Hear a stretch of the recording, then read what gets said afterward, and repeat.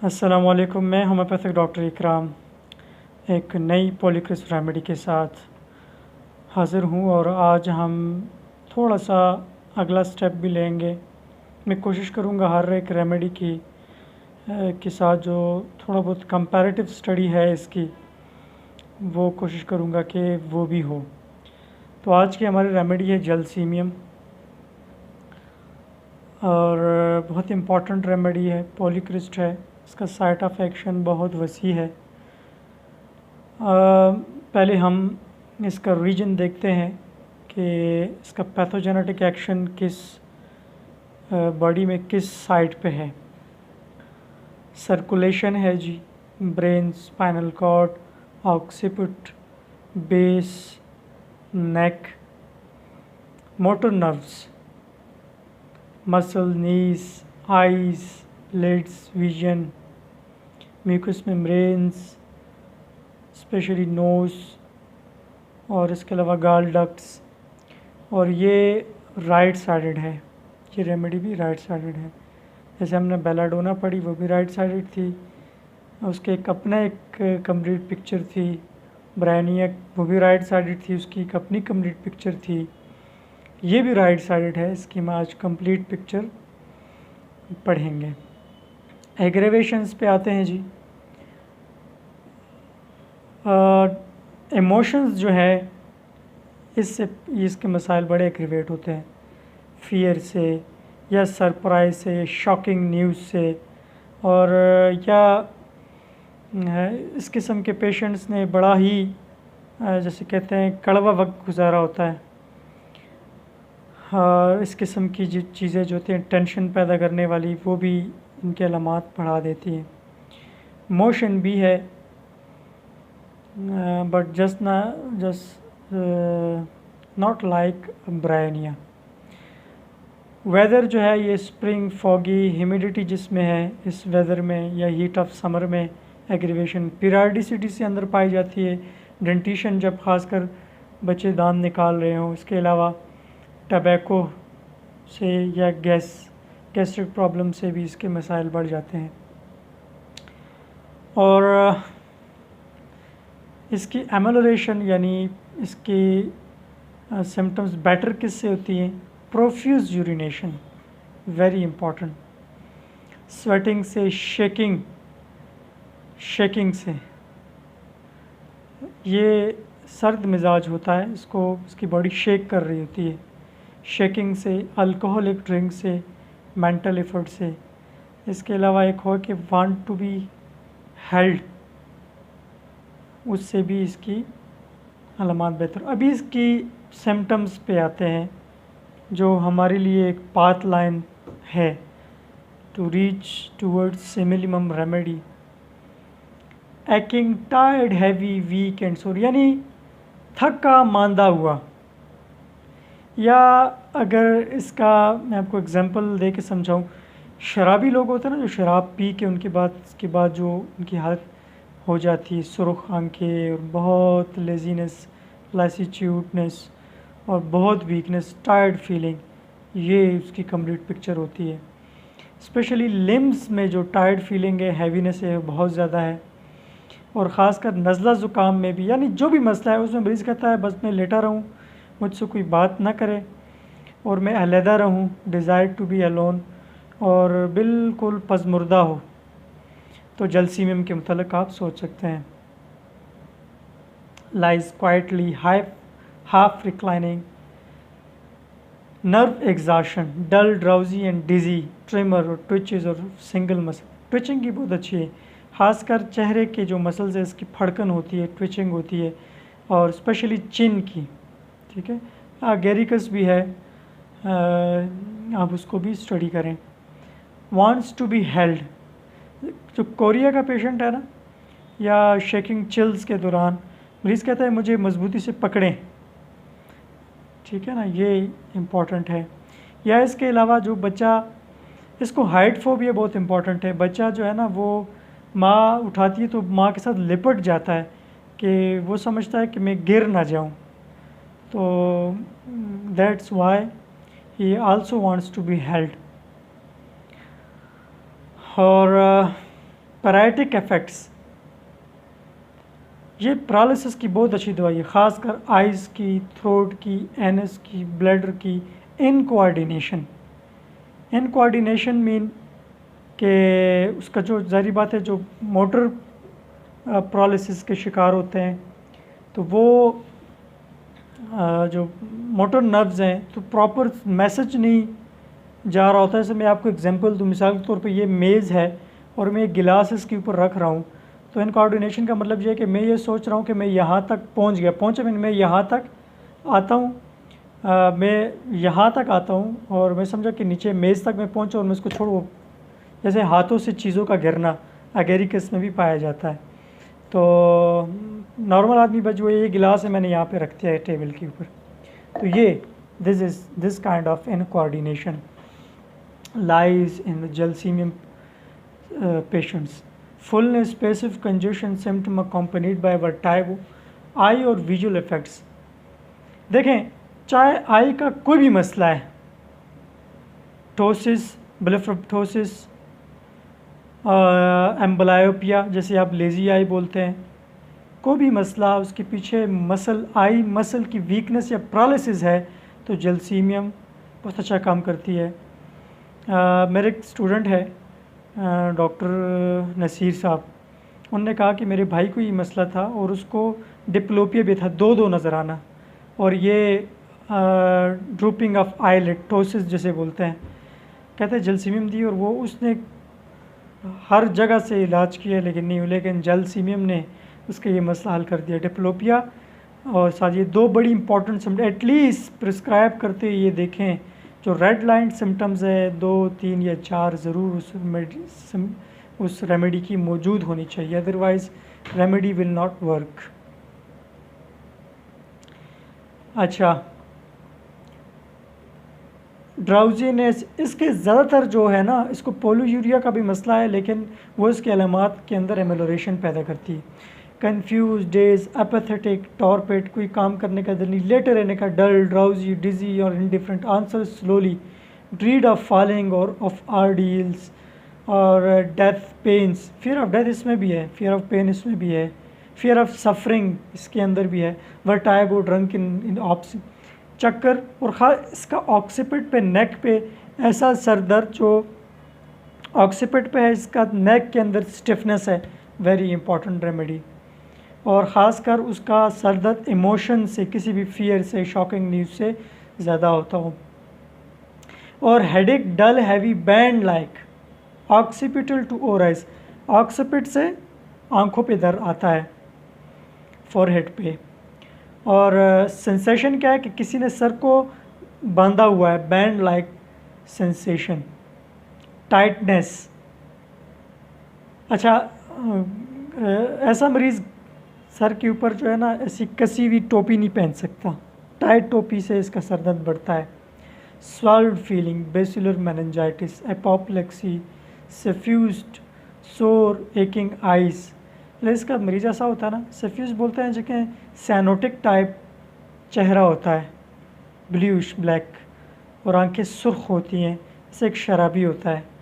तो अगर physical appearance ऐसी हो, डलनेस हो, डिजीनेस हो, तो मेनिंजाइटिस में या कोई भी आप पैथोलॉजिकल कंडीशन हो उसमें आप दे सकते हैं। Heavy drooping eye, vision double, ये इस पे बात होगी है। अफेक्टेड देन माइग्रेन,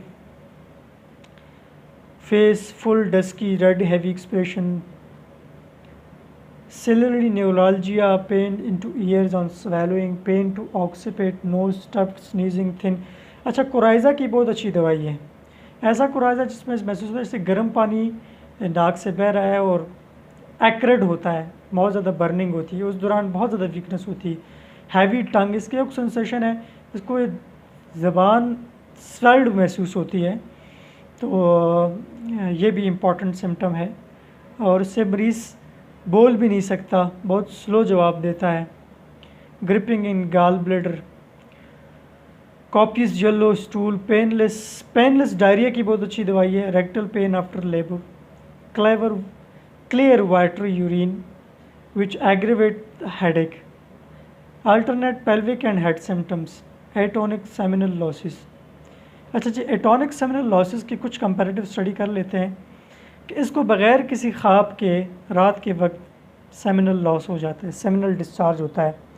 इसके अलावा जो मेडिसिन है डायस्कोरिया, इसको रात को ख्वाब आती है जिसकी वजह से इसका सेमिनल लॉस होता है और 2 से 3 दफ़ा होता है, इसकी वजह से पेशेंट बहुत वीक हो जाता है। तो डायस्कोरिया है। क्लेडियम एक रेमेडी है जो सेक्सुअल एक्सेसेस के बाद इस किस्म की सेमिनल लॉस हो ड्रीम में, नाइट पोल्यूशन के लिए ये अच्छी मेडिसिन है। इसके अलावा एग्नस कास्टस जो पुराने पापी होते हैं जिन्होंने अपने आप को तबाह किया होता है मैस्टरबेशन से और इस किस्म के इमोरल एक्ट से, और अभी उनकी ये कंडीशन है कि they don't have any sexual appetite and they remain melancholic, तो फिर एग्नस कास्टस इसका ये मसला हल कर देगी। अच्छा, टोसिस जो है ड्रूपिंग आईलिड की उसकी जो कंपैरेटिव स्टडी है उसमें जो रोमैटिक डायथीसिस जिनके अंदर है तो रुस्टॉक्स, खासकर भीग जाने के बाद अगर ये मसला हुआ है तो रुस्टॉक्स है। कास्टिकम है अगर ग्रेजुअल हुआ है और रोमैटिक डायथीसिस है, फिर कास्टिकम की बाकी अपनी भी अलामात हैं, उसको इंशाल्लाह हम पढ़ेंगे। इसके अलावा कैलमिया है और इसके अलावा इसमें टोसिस के लिए हाँ सीपिया भी है। एलुमिना अगर कब्ज़ पेशेंट को रहती है, rectal inertia and consequent constipation, तो ये भी इम्पॉर्टेंट है। कैलमिया में जब लिड्स के अंदर स्टिफनेस मौजूद हो तो फिर आप दे सकते हैं, और जब मेंस्ट्रुअल इरेगुलरिटीज़ के साथ टोसिस का मसला है, ड्रूपिंग आईलिड का मसला है, तो सीपिया दे सकते हैं, सोच सकते हैं उसके मुतल्लिक, ठीक है ना जी। और जलसीमियम का तो मैंने आपको बता दिया। इसके अलावा हम फिर आ जाते हैं अपनी रेमेडी पे।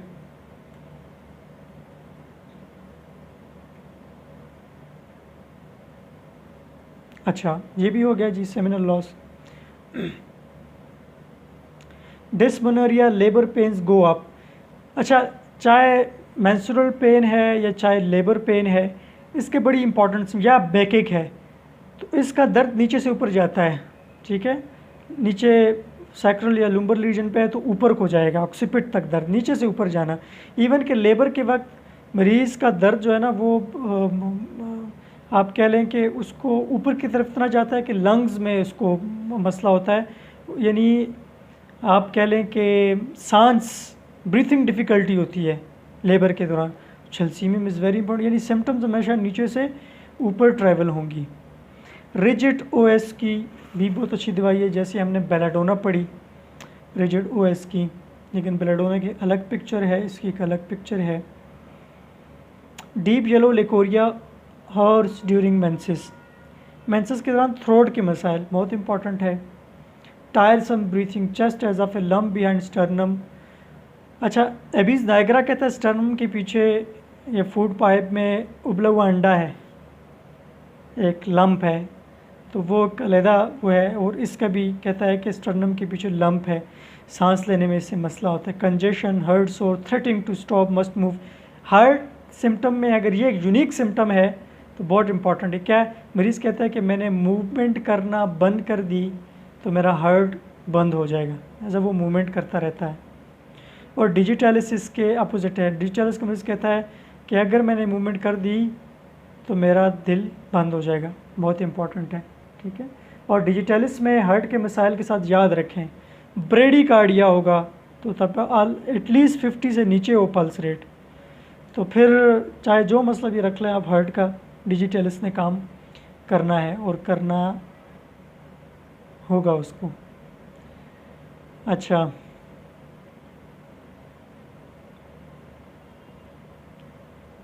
spine dull pains up and down, aggravated walking with occipital pain, pains under scapula है, heartache। राइट साइड में स्केपुला है, राइट साइड का आर्म में पेन है, ह्यूमरस में। Wants hands in cold water, heavy lower limbs, weak knees. अच्छा, knees के problem में मरीज़ कहते हैं जी नीचे उतरते हुए मुझे दर्द होता है, फिर बहुत इंपॉर्टेंट मेडिसिन है। Tottering gate, can not direct, जैसे शराबी आदमी जो जैसे चलता है लड़खड़ा के, तो इसका मरीज़ भी इसी तरह से ख़ासकर अब देख लें लोकोमोटर अटैक्सिया के जो पेशेंट है उसमें भी आप देख सकते हैं अगर एसोसिएटेड सिम्टम्स हैं, heavy stupid sleep, full round soft pulse, blood rushes from occiput to forehead, visual disturbances then chill. अच्छा, चिली और एकी और ख़ासकर ये इसका प्रॉब्लम कभी हीट अप होता है, कभी सर्दी लगती है और ये शेक करता है इसकी बॉडी, और ख़ास सबसे पहले इसकी बॉडी शेक करती है और फिर बुखार आता है और फिर इसको स्वेटिंग से इसकी अलामत बेहतर हो जाती हैं और प्रोफ्यूज यूरिनेशन से अलामत बेहतर। लेकिन बहुत इंपॉर्टेंट है कि थर्स्ट इसको नहीं होती है, थर्स्टलेस होता है फीवर के दौरान। Cold sweating on genitals, fever, bilious, remittent, malarial, cerebrospinal, measles. Measles में जब जो प्रोसेस है वो एरप्शंस, जो एरप्टिव फीवर्स हैं उसमें प्रोसेस को एक्सासरबेट करने के लिए जलसीमियम को आप दे सकते हैं। कम्प्लीमेंट्री है जी अर्जेंटम नाइट्रिकम और सीपिया। अच्छा, इसके अलावा देखिए मैंने आप कहा कि इमोशंस का बड़ा ख़ासकर इसका पेट ख़राब हो जाता है। जैसे अर्जेंटम नाइट्रिकम को भी आप देखें, कोई शॉकिंग न्यूज़ देखें ना तो ये वाशरूम को भागते हैं। इसके अलावा अब देख लें कि कोई फ्राइड या फियर, अगर मरीज़ मिसाल के तौर पे उसकी एक्सीडेंट हो गया, उसको एक खौफ से गुजरा है, उसके बाद वो पिक्चर बार बार उसकी आंखों के सामने आती है और वो खौफज़दा है, इवन के घर से भी नहीं निकल रहा। मेरे एक स्टूडेंट हैं, उन्होंने कहा कि मेरा एक्सीडेंट हुआ, वो हल्का सा हुआ लेकिन इतना खौफ मुझ पे हावी होगा कि मैं गाड़ी नहीं चला सकती, बाहर नहीं निकाल सकती। तो ओपीएम ने बहुत अच्छा काम किया, तो ओपीएम को भी देखें। अच्छा, पेट ख़राब हो या इमोशन से या कोई मसला हो तो आप वेराटम एल्बम को भी देखें, पल्स्ट्रेला को भी देखें। इंशाल्लाह हम आगे जाके इसको पढ़ेंगे। तो उम्मीद करता हूँ कि एक जो पिक्चर है वो आपको समझ में आ गई है। इस चैनल को सब्सक्राइब भी करें और अपने व्हाट्सएप ग्रुप्स में अपने टाइमलाइन पे इसको शेयर भी करें ताकि आपको मटीरियल का नॉलेज, मटीरियल पे ग्रिप रखना बहुत ज़्यादा ज़रूरी है। तो कंपैरेटिव स्टडी आपको आएगी तो इंशाल्लाह आपकी केयरिंग रेशो बढ़ती चली जाएगी। Thank you so much.